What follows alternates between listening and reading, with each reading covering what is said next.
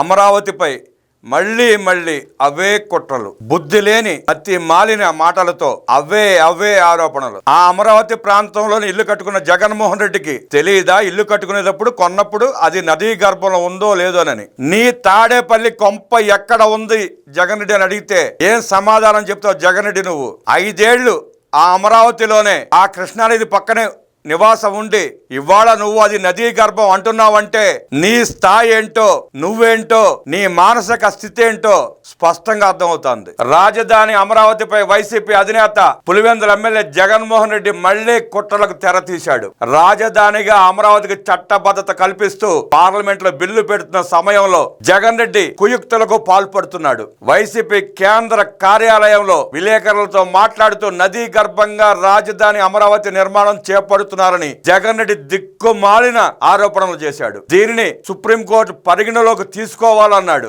రాజధాని అనే పదమే లేదని, సీఎం ఎక్కడ కూర్చుంటే అదే రాజధాని అంటూ ఆయన పునరుద్ఘాటించాడు. నదీ గర్భంలో భవన నిర్మాణాలకి అనుమతులు ఇవ్వరని, అలాంటిది రాజధాని నిర్మాణం చేపడుతున్నారంటూ సీఎం చంద్రబాబుపై పరోక్షంగా వ్యాఖ్యానించారు. రహదారులు, నీరు, విద్యుత్ సరఫరా లేని ప్రాంతంలో రాజధాని నిర్మాణం అంటూ వైఎస్ జగన్ వ్యంగ్యంగా దిగజారుడు మాటలు మాట్లాడాడు. సో కాల్డ్ క్యాపిటల్ అంటూ అమరావతి గురించి వ్యంగ్యంగా మాట్లాడాడు. భోగాపురానికి ఎయిర్పోర్ట్ ఎందుకు? ఎర్ర బస్సు కూడా పోని ఊరికి ఎయిర్ బస్ ఎందుకు? ఎయిర్పోర్ట్ కు అన్ని వేల ఎకరాలు ఎందుకు? ఎర్ర బస్సు కూడా పోని ఊరికి ఎయిర్ బస్ ఎందుకంట? తిక్కుమాలిన జగన్మోహన్ రెడ్డి తెలియదు ఏంటంటే, జగన్మోహన్ రెడ్డి కాందానికి, జగన్మోహన్ రెడ్డి కుటుంబానికి ఆనాడు తాత రాజారెడ్డి దగ్గర నుంచి జగన్మోహన్ రెడ్డి దాకా బస్సు అంటే ఏంటి తెలియని రోజుల్లో, విమానం ఎలా ఉంటుందో తెలియని రోజుల్లో, ఉత్తరాంధ్ర నుంచి గత 7-8 దశాబ్దాల క్రితమే విమానాల్లో ప్రయాణించిన సంగతి తెలియదేమో జగన్ రెడ్డికి. నీ తండ్రి రాజశేఖర రెడ్డి పుట్టక ముందే ఉత్తరాంధ్ర ప్రాంత వాసులు విమానాలు ఎక్కిన సంగతి నీకు తెలియదు జగన్ రెడ్డి. తెలుసుకో. నువ్వేం మాట్లాడుతున్నావో, ఏం మాట్లాడాలో, ఏ ప్రాంతం గురించి అవగాహన పెంచుకుని మాట్లాడాలో తెలుసుకుని మాట్లాడు. అప్పట్లో భోగాపురం కబుర్లు చెప్పి ఎయిర్పోర్ట్ కి అడ్డం పడే ప్రయత్నం చేసిన జగన్ రెడ్డి ఇప్పుడు అమరావతి విషయంలో అదే నీచ రాజకీయాలు చేస్తున్నాడు. అమరావతికి అన్ని భూములు ఎందుకు, ఇన్ని భూములు ఎందుకు, 1,00,000 కోట్ల ఖర్చు పెట్టడం ఎందుకు, మరో 1,00,000 కోట్లు ఎందుకు అంటూ తనకు మాత్రమే సాధ్యమైన తీరులో పిచ్చి మాటలు మాట్లాడుతున్నాడు. నువ్వు, నీతో పాటు నీ భార్య, 2 పిల్లలు, నలుగురు బ్రతకడం కోసం నువ్వు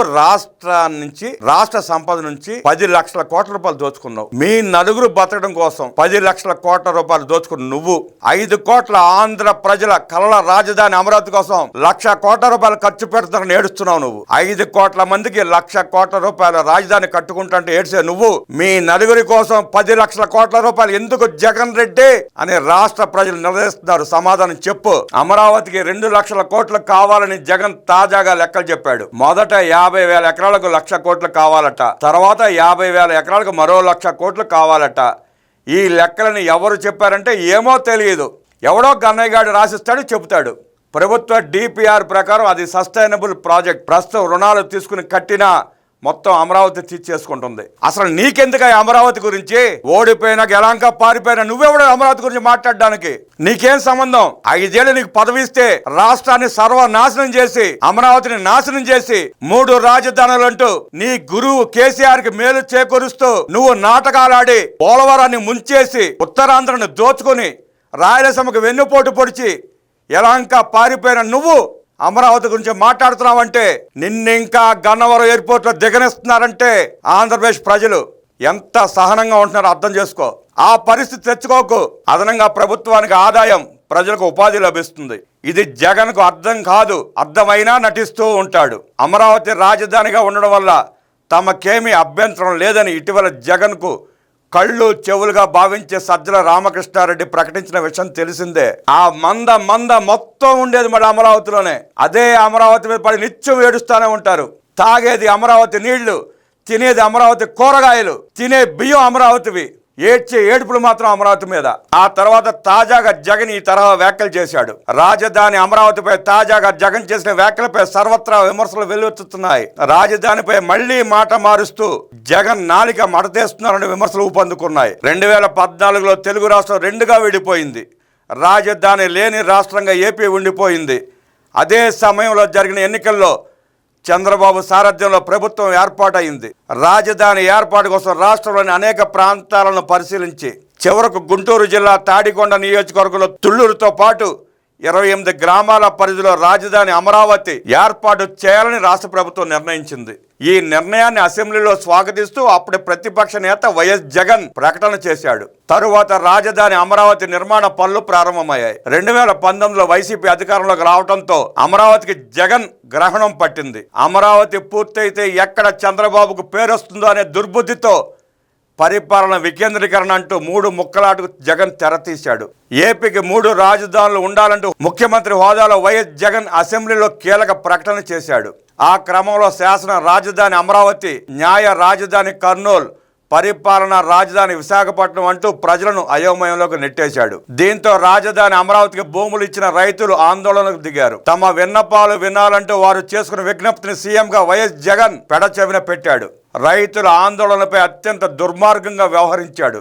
రోడ్లపై ఈడ్చుతూ మహిళలను కూడా చూడకుండా పోలీస్ బూటు కాళ్లతో తన్నిస్తూ పైశాచిక ఆనందం పొందాడు. రాజధానిని తరలించాలనే ప్రయత్నాలను న్యాయస్థానాలు అడ్డుకోవడంతో జగన్ పాచికలు పారలేదు. అమరావతి రైతుల్ని అత్యంత ఘోరంగా వేధించిన జగన్ రెడ్డి నేడు వారికి న్యాయం జరగడం లేదని ఆయన మాట్లాడడం అంటే దెయ్యాలు వేదాలు వల్లించినట్లే. ఆయన ఇప్పుడు అమరావతి రైతులకు న్యాయం గురించి మాట్లాడుతున్నాడు. 2వ విడత భూ సమీకరణ ఎక్కడ విజయవంతం అవుతుందో అని ఆయన కంగారు పడుతున్నట్లుగా ఉన్నాడు. జగన్ రెడ్డి నమ్మి 1 ఎకరా భూమి ఇచ్చేవాళ్ళు ఉండరు. కానీ ఈ ప్రభుత్వానికి 1000 ఎకరాలు ఇస్తుంటే జగన్ రెడ్డి తట్టుకోలేకపోతున్నాడు. 2024 ఎన్నికల్లో అఖండ విజయం సాధించి చంద్రబాబు సారథ్యంలోని కూటమి ప్రభుత్వం కొలువుదీరింది. దాంతో ఏపీకి ఏకైక రాజధాని అమరావతి అని ప్రభుత్వం స్పష్టం చేసింది. రాజధాని అమరావతి పనులు వేగం పుంజుకున్నాయి. అలాంటి వేళ విజయవాడ, గుంటూరు మధ్య ఏపీ రాజధాని ఉండాలని జగన్ తాజాగా సన్నాయి నొక్కులు నొక్కుతున్నాడు. ఇప్పుడైనా దిక్కుమాలని జగన్ తెలుసుకోవాల్సింది ఏంటంటే అమరావతి విజయవాడ గుంటూరు మధ్యలోనే ఉంటుంది. ఆ మాత్రం జ్ఞానం కూడా లేకుండా మాట్లాడుతున్నాడు జగన్ రెడ్డి. తడవకో మాట మారుస్తున్న జగన్ తీరుపై సర్వత్రా విమర్శలు వస్తున్నాయి. 5 ఏళ్ల పాలన తీరును గుర్తించి కనీసం ప్రతిపక్ష హోదా కూడా దక్కకుండా జగన్ కు ప్రజలు గట్టిగా బుద్ధి చెప్పినా జగన్ రెడ్డి తీరు మారలేదు. అవే కుట్రలు కొనసాగిస్తుంటే ప్రజలు కూడా తమకు చేతనైనంత రీతిలో మరోసారి బుద్ధి చెప్పడం ఖాయం. ఇలాగే జగన్ రెడ్డి నువ్వు వ్యవహరిస్తూ ఉంటే నిన్ను బెంగళూరులో ఫ్లైట్ ఎక్కనెవరో, గన్నవరంలో ఫ్లైట్ దిగనెవరో అది గుర్తుంచుకో.